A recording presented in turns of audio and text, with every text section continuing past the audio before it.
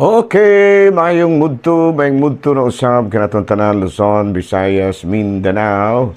Mayong mudto Philippines, mayong mudto world, mayong mudto universe. Ano na punta mga higala, nili nga itong tulumanon sa kahanginan, CONA, Catechesis on Air, o ako lang gihapon kining inyong ubus nga lagad, Reverendo Padre, Edwin Academia Acab.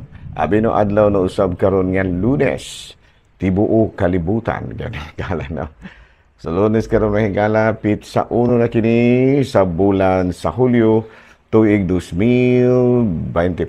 Ug padayon kita manghigala sa atuang nga mga buhatono niini kabudtuhon ug padayon usab kita sa atong pagtimbaya og maayong mudto sa atong talahorong obispo Bishop Julito B. Cortez, ang atong station manager si Father Ramaata, ang tanan gyud nga mga kaparian lukob Kabisayan ug Mindanao nga maabot karon sa ato nga pagsibya. Kumusta mo tanan mga higala ng mga fathers? No, ako ba tayo tibayaon ng atong mga lay ministers? Kumusta na ang atong mga lay ministers nga nagpadayon karon sa ilaha nga mga buluhaton kada gyud Domingo, no? Kada Domingo sa Sabado sa hapon mag-sharing, dayon pagka Domingo mangadto sila sa ilang tagsa-tagsa ka mga assignments, no? Kumusta na no mga laymen, mga lay ministers nato, kumusta? No, naghinaot kita nga anaa gyud ka mang tanan sa kapiskay sa panglawas niining kabudtuhon. Nala no, may gudto sa atong mga MBG, kumusta na nga atong mga MBG, Mother Butlers Guild. No, kining MBG mga higala nagpasalamat ra jud ko nga na MBG diri sa mua sa Yungon kay nga naman maayo kayo ang performance, no? Maglimpyo gyud, no? Very concerned gyud sila sa ilahang mga kinang gitawag nato og apostolate ng ato mga MBG. Ang ato po mga sakristan, kumusta ang ato mga sakristan, no? Ang ato ang mga kinang gitawag natong mga colitus o Knights of the Altar. Maayo kayo ang mga performance po diri sa Yungon mahigala ko ang mga colitus diri mahigala, no? Sila kabalusod sila gyud kamang ora gyud pud silang mopaangay sa ilahang mga buluhaton. Inubanan sa ilaha nga gitawag na itong head sa Kristiyano si Brother Alvin Lavinia. Hala, no? May mudto na ka natong tanan. Ato po dahil nga timbayaon og may mudto, ang ato ang mga nagkalain-lain nga mga Marian organizations, no? Legion of Mary, Immaculate Heart of Mary. Tanan, no? Tanan yun nga mga Marian organizations. Ug ang mga renewal movements, usab nato, mahigala, no? Ato pong timbayaon silang tanan. Ato mga choir, kumusta na ato mga choir? No, nga itong mga choir nga kanunay nga nagserbisyo usab sa mga misa o uban pa nga mga pangalagad nga gihimo sa atong mga choir. Nga itong mga kabatanunan, ang atong PYC, no? Diri sa amoa, diri PYC, Parish Youth Ministry po rin ilang, dili na lang kay Parish Youth Commission, kung dili PYM na yun sila, no? Nang gitawag na itong Parish Youth Ministry. Hala, no? May mudto na ka natong tanan nang hinaot kita nga na kitang tanan sa kapiskay sa panglawas. Hala, ari kita mga higala sa ato ang Saint of the Day, no? Karong adlaw mga higala, gisaulog nato ang kapistahan ni matod pa diri sa atong listahan, Blessed Junipero Serra, no? Blessed Junipero Serra, natawo siya na itong tuig 1713 ug namatay na atong 1784. Nya matud pa mga higala taga Mallorca, Spain, kini kachila din Nya joined the Franciscan order and gifted with the make good, no, preaching, no, to make good preaching, no, gifted with good with the making of good preaching and joined the mission in Mexico. Nya walked 250 miles, accompanied the expedition to what is now called California. Uy, mo din siya. Usa din si manghigala si Blessed Junipero Serra sa mga matud pa nagmisyon aron mahulma kining California, no? Na another mission where was kanang gitawag na to founded sa Monterrey, San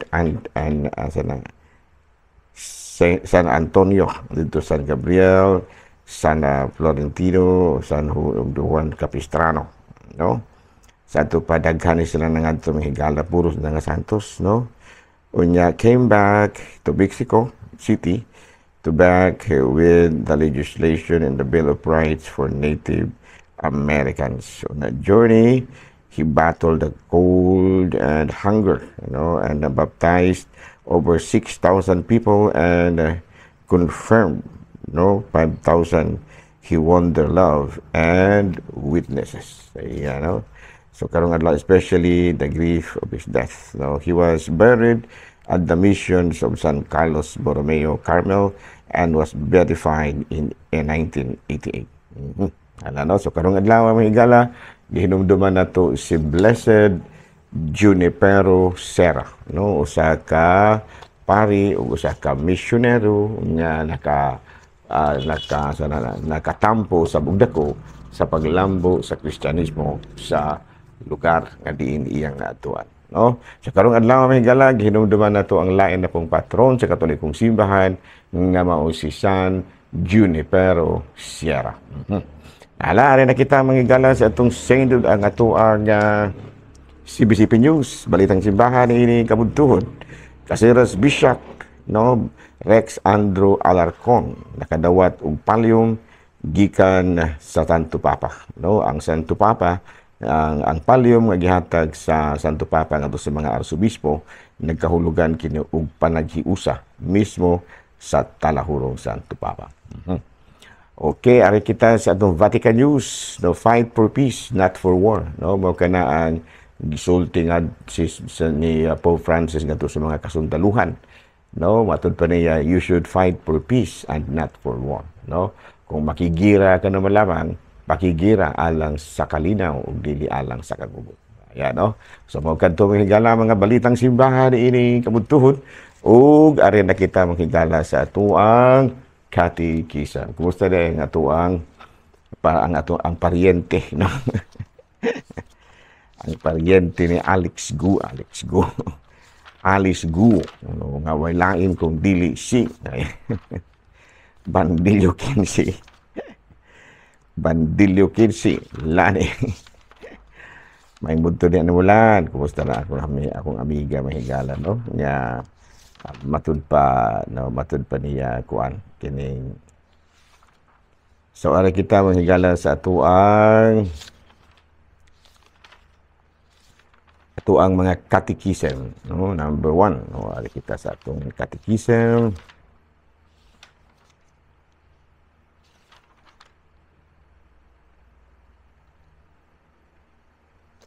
Sa pamahigala ako sa klaro ni kay basig mababalik-balik ko na nato.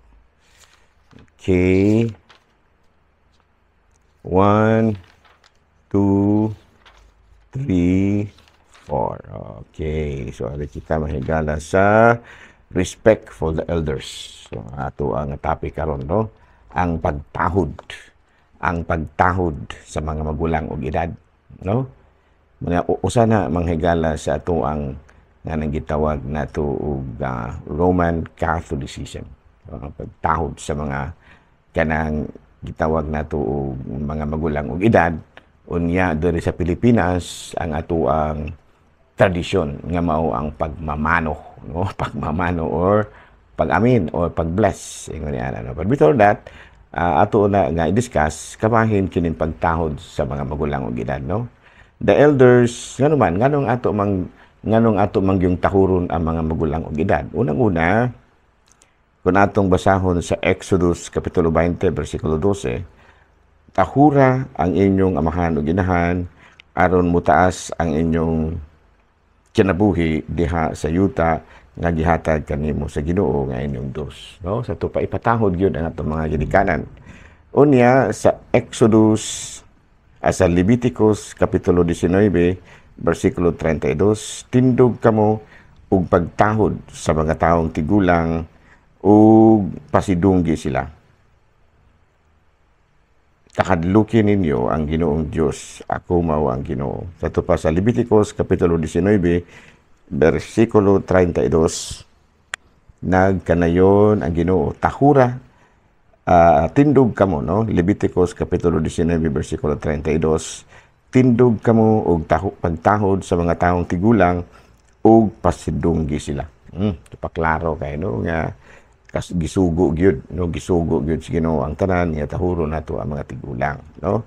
Unya sa 1 Timothy chapter 5 verse 1 to 3, no, sa unang sulat ni San Pablo ngadto sa San Timoteo kapitulo 5 bersikulo 1 hangtod sa 3 kini nagkadayon, ayaw kasabi ang mga magulang kanimo kung dili pakisultihi siya sama nga siya nga imong amahan. Isipa usab ang imong igsuon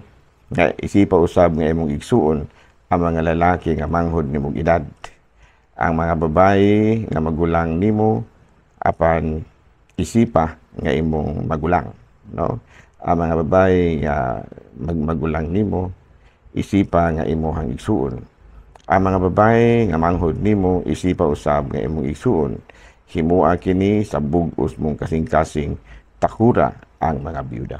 O sa ato pa, kung atong tanawon sa Biblia, no, gihingusgan gyud nga mutahod kita sa mga magulang og edad. Of course, the elders have contributed to the society throughout their lives and deserve to be treated with dignity and respect in their old age. Respecting elders also sets a good example for younger generations, teaching them the value of empathy and kindness. Kung ito pa nabisahan ng higala, ang mga katingulangan, daghan kayo, o gikatampo alang sa kayuhan sa katilingban, ug angayan lang nga ato silang tahuron ug pasalamatan. Ang pagtahod sa atong katigulangan, nakatudlo ug maayong pagtulunan alang sa mga kabatanunan, kabahin sa paghatag og bili sa kaaghop ug kayuhan sa uban. No, ingon ana, no. So muna nga mutahod gyud kita, no, sa ato ang mga magulang og edad tungod kay nakahatag usab sila kanato og dako kayo nga kalambuan. Diri sa Pilipinas, adunay kitay tradisyon hangtod karon nga mao nga atong gisunod ang pagkuha sa kamot sa mga magulang o nato og edad og ibutang nato sa atong agtang. Usa may tawag nato ni ana, gitawag kana og bless or amen, or kung sa Tinagalog pagmamanok, no, manok meaning meaning kamot, no, sinultihan sa katsila. Sa Europa matud pa ang hand kissing is a greeting gesture that indicates courtesy, politeness and respect by one person to another. So it was the Spaniard, no, ang mga katsila nga mao'y midala ni ining mao nga tradisyon, no, mga tradisyon ba mga katsila ba ni ining maong tradisyon kining hand kissing dira sa ato. Pero ilang giusog og gamay imbis nga mo kuan kita kana bitaw mo halok kita sa kamot, nahimo na lamang amen, no. Gani ang pag-abot diri, ang una gyud nga gitudlo sa mga katsila mao gyud ang paghalok sa kamot sa obispo, no. And then later on, no, labi na gyud sa singsing, no, apan later on nahimo nga amen na lamang, no, ngadto sa mga kaparian o kining mao nga paagi nato sa pagtahod, kining pag-bless o pagbutang sa pagmamano, no, ato kining napanunod gikan sa mga katsila nga mga misyonero, ka Spanish missionaries, no. Gani later on, imbis nga sa obispo ra kamo bless, gihimo na po nga mi-bless na po ta sa mga kaparian. And then, gikan sa mga kaparian, imbis nga mga pari na ato na pong handed down, paingon sa atong mga lolo ug lola, no? Until nga niabot na gyud sa punto nga ang mga magulang natong edad, ang atong mga ginikanan, mga magulang natong edad, o sa mga tao nga dili nato parente pero magulang, pwede ra pod nga mo bless kita. So in other words, ang pagmamano di ay no, kay kanang mano kinatsila man, kamot man ang mano, no, mano no.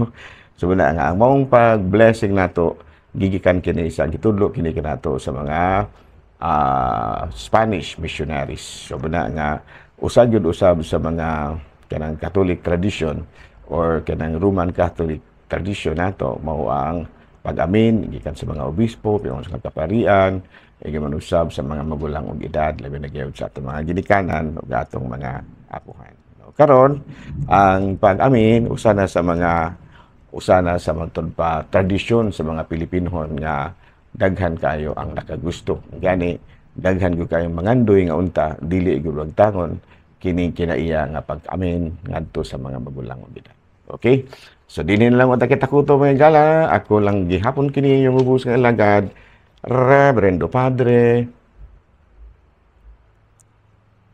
Edwin Academia Akab, manamilit na usab kaninyo ug manalangin kanato ang Dios nga magkagahong sa tanan, Amahan, Anak, Espiritu Santo. Amen. Good noon, Pilipinas.